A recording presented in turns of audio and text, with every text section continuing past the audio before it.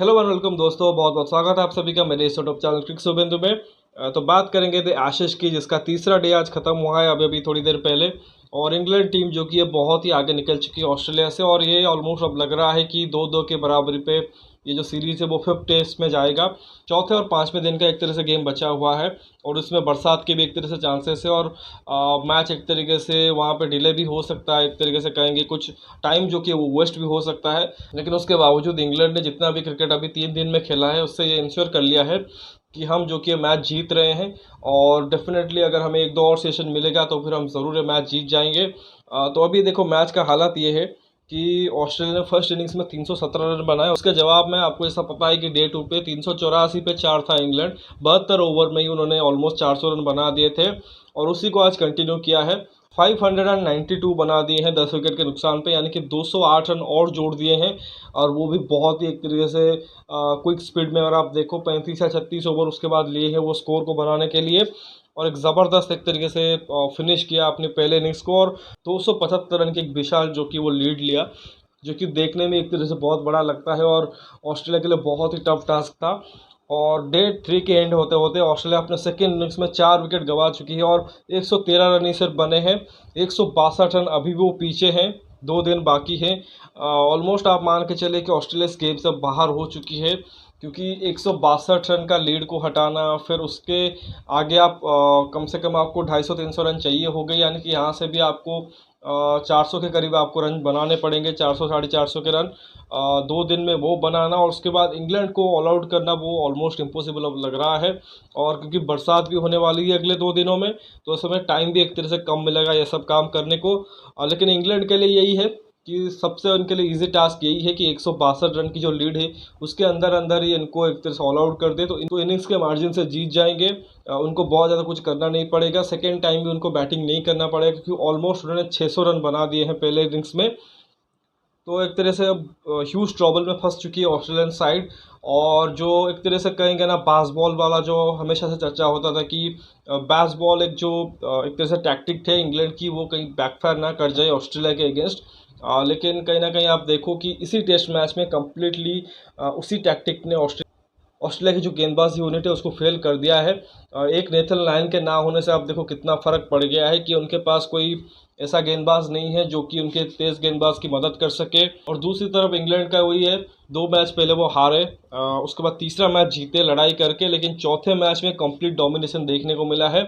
और जो मोमेंटम के साथ वो आ रहे हैं, जो बेन स्टोक्स ने कहा था कि हम 0-2 से डाउन ज़रूर है, लेकिन हमारे पास वो एबिलिटी है कि 3-2 भी हम कर सकते हैं। और यहाँ से हम इसको एज ए 3 मैच की सीरीज़ जीत रहे हैं। जब वो 2 मैच हारे थे तब उन्होंने वही कहा था कि यहाँ से ये हमारे लिए 3 मैच की सीरीज़ है, और हमने 3-0 किया हुआ है टीमों को, तो ये चीज़ हम कर सकते हैं।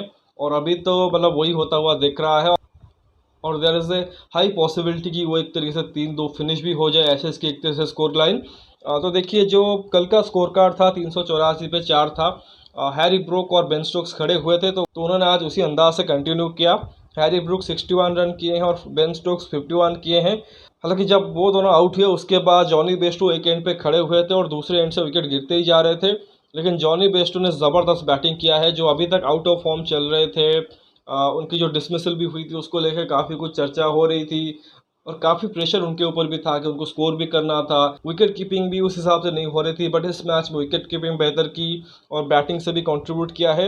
81 बॉल में 99 पे ऑल आउट हो गए। थोड़ा सा अनफॉर्चुनेट ज़रूर रहे, क्योंकि दूसरे एंड पे बैट्समैन आउट हो गए, सिर्फ और सिर्फ 1 रन से अपना शतक मिस कर गए। वो डिज़र्व करते थे वो सेंचुरी, बट दूसरे एंड से विकेट गिर गए जिसके चलते वो शतक पूरा नहीं हो सका। इंग्लैंड की खास चीज़ इस पूरे के पूरे इनिंग्स में ये रही कि 5.5 के इकोनॉमी से उन्होंने रन बना है। 107 ओवर में ही उन्होंने 592 रन बना लिए हैं। आई थिंक ऑस्ट्रेलिया ने जो 317 रन बनाए थे वो शायद 90-91 ओवर उन्होंने लिए थे।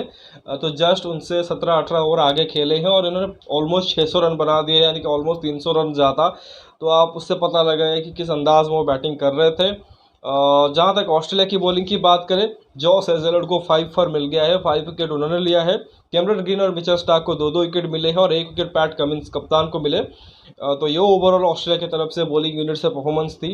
लेकिन जब आप 275 रन पीछे होते हो बहुत मुश्किल होता है आपके लिए, और फिर आपको कुछ एक्स्ट्रा ऑर्डिनरी बैटिंग एफर्ट चाहिए होता है, लेकिन अभी तक वो नहीं दिखा है। 41 ओवर हुए हैं, 113 पे 4 ऑलरेडी उनके आउट हो चुके हैं। सभी बल्लेबाजों को ऑलमोस्ट स्टार्ट मिला बट सभी फेल हुए।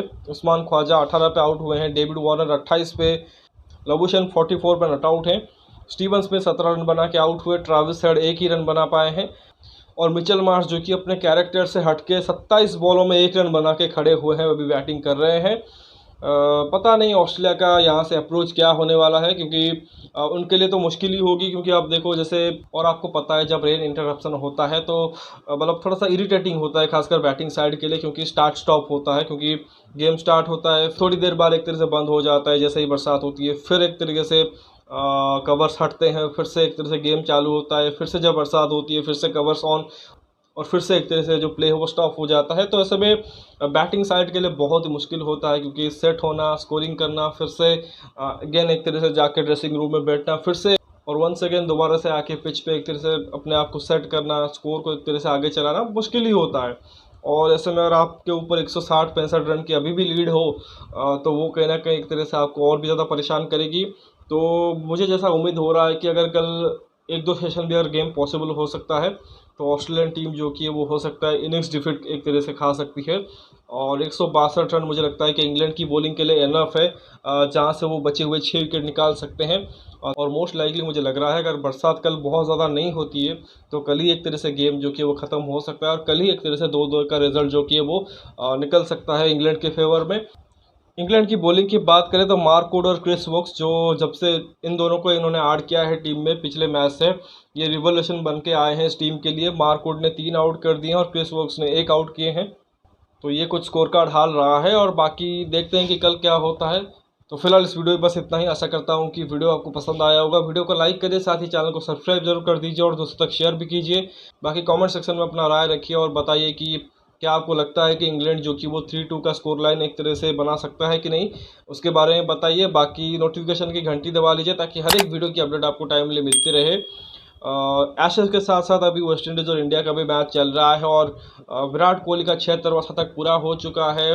रवींद्र जडेजा ने भी हाफ सेंचुरी मार दी है और इंडिया अभी बैटिंग कर रही है। और आपको सुबह अपडेट दे दूंगा पूरे मैच का हाल। तो मिलते हैं अगले वीडियो में, तब तक धन्यवाद, जय हिंद।